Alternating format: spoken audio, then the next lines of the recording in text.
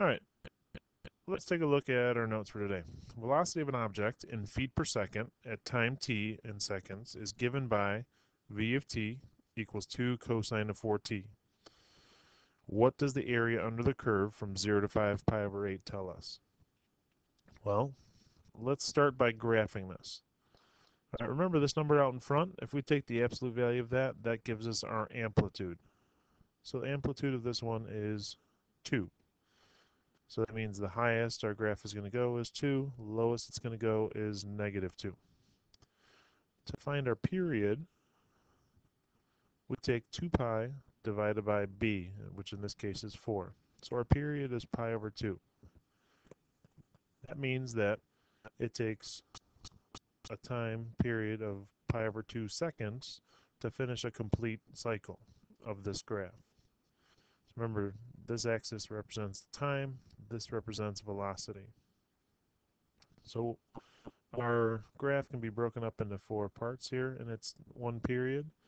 So pi over 2, half of that is pi over 4, half of that is pi over 8. That would make this one 3 pi over 8.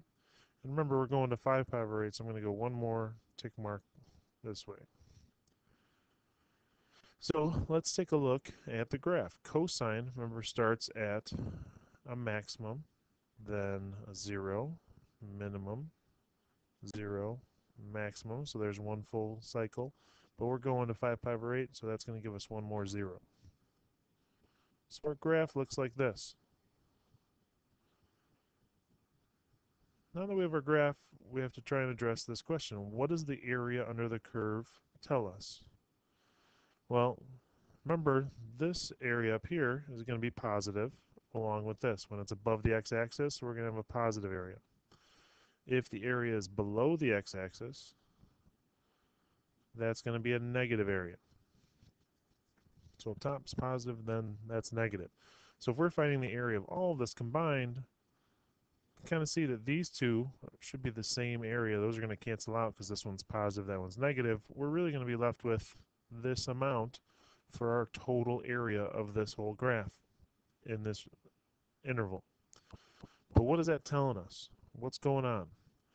Well, remember, velocity, if it's positive, that means, in this case, when we're talking about an object moving, it's moving to the right, or moving in a positive direction. So let's say this is moving to the right from 0 to pi over 8. Then it stops, the velocity is 0, then it changes to a negative velocity, so it changes direction.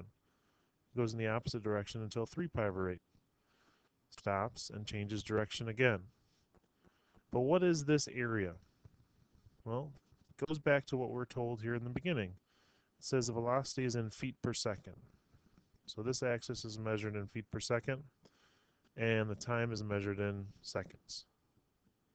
If you think about this, we're taking the area, which is, we're doing all those little rectangles, base times height, and adding them up. Well, our bases are all going to be measured in seconds, and our heights are going to be measured in feet per second. So if we multiply seconds times feet per second, the seconds cancel out, and the area is going to give us a measurement in feet. So this area here is actually going to be giving us the distance that this object is moving. So there's two different types of distances that we're going to talk about here. Displacement and total distance. So to give you a better idea of what's going on, I'm going to kind of take something similar to this graph. It's not going to be the same values exactly, but same thing we talked about here. It's going to be moving to the right, then switch directions, move to the left, and then move to the right. And look at the difference between displacement and total distance. So right here we have a young man starting at 0.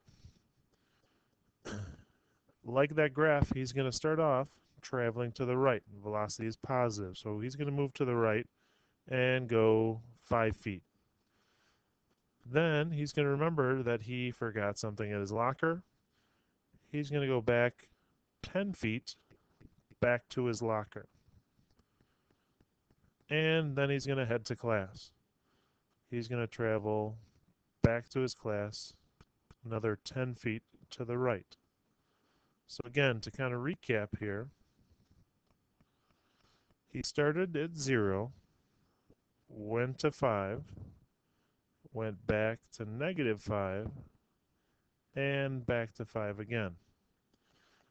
Well, displacement talks about, it's not concerned with how much he's traveled from start to beginning. That would be our total distance.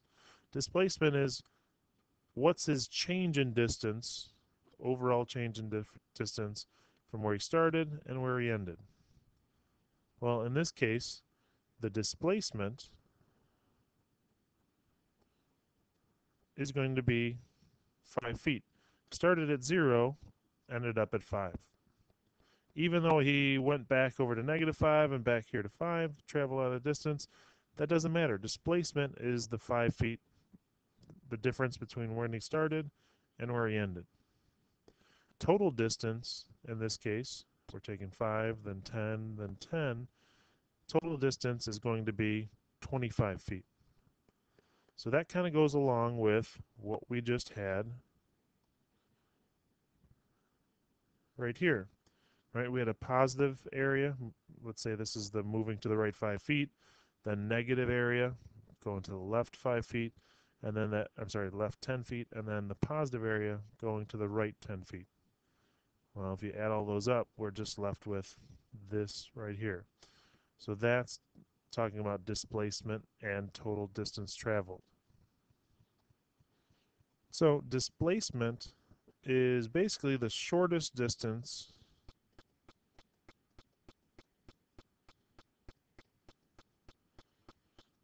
between the starting point and the ending point.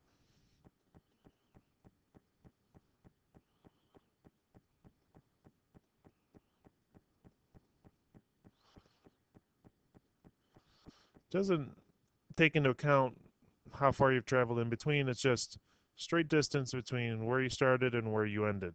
So in that example we just looked at, displacement was 5 feet. Started at 0, ended at 5. Doesn't matter that he walked a total of 25 feet to get there. His displacement would have been 5 feet. So when we take the definite integral from A to B in this graph of our velocity, that gives us the displacement.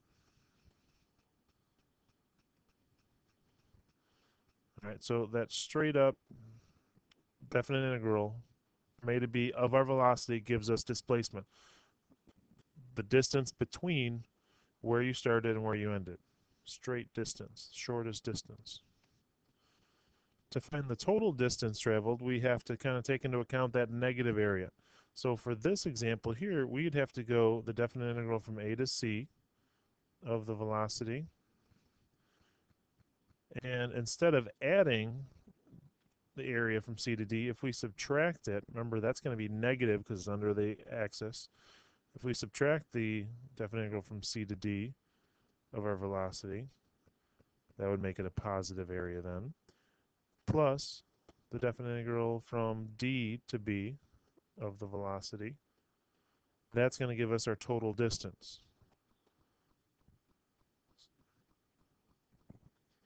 So that's our total distance. We can break it up into smaller parts to find it.